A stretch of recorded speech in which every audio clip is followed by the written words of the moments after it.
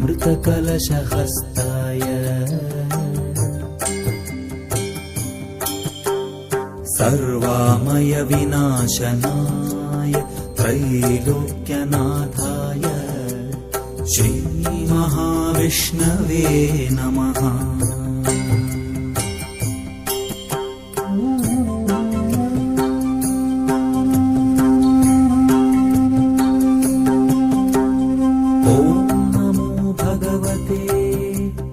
वासुदेवाय धन्वन्त्रये अमृतकलशहस्ताय सर्वामय विनाशनाय त्रैलोक्यनाथाय